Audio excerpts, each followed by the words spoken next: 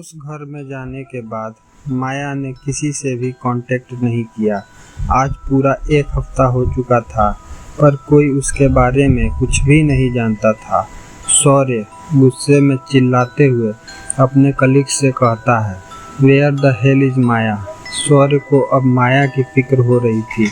आज तक ऐसा कभी नहीं हुआ था कि माया ने इतने लंबे समय तक उससे बात न की हो। ऑफिस में शौर्य माया का सीनियर था, पर वो दोनों शादीशुदा थे। दोनों ने लव मैरिज की थी और तो और माया प्रेग्नेंट भी थी, पर ये बात किसी को भी नहीं पता था सिवाय उनके कुछ दोस्तों, परिवार और ऑफिस वालों के। राजीव, जो शौर्य के साथ ही काम करता था, कहने लगा, राजीव चिंता मत करो शौर्य, माया ठीक होगी। वो कोई ऐसी वैसी लड़की नहीं है, वो सबसे अलग है। एक सीबीआई एजेंट है वो, उसे कुछ नहीं होगा, ओके।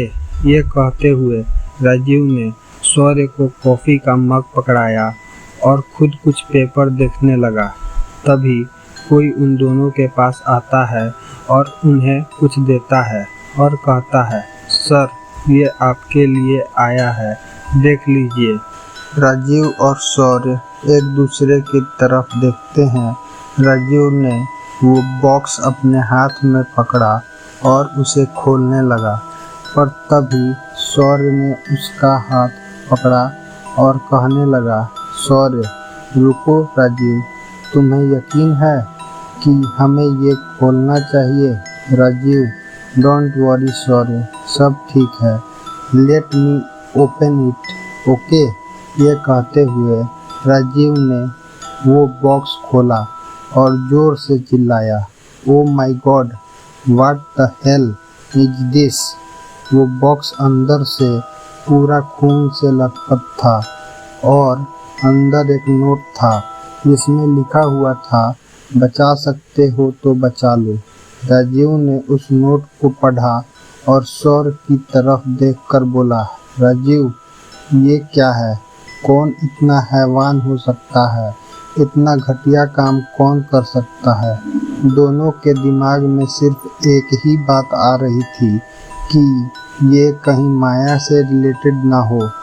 वही शहर के दूसरी तरफ एक गुंडे मवाली जैसा दिखने वाला आदमी ने माया के सामने खाने की प्लेट रखी और बोला, आदमी देखो लड़की, बॉस ने कहा है कि तुम्हें भूखा नहीं रखना है क्योंकि तुम हमारे बहुत काम आने वाली हो, तो चुपचाप ये खाना लो और खा लो। माया उस आदमी पर थूकते हुए कहती है, माया गुस्से में, नहीं खाना मुझे तुम्हारा खाना, ले जाओ इसे यहाँ से। फिर वो आदमी माया के बालों को जोर से पकड़ते हुए कहता है, आदमी बहुत चर्बी है ना तुझमें, अभी तुझे दिखाता हूँ।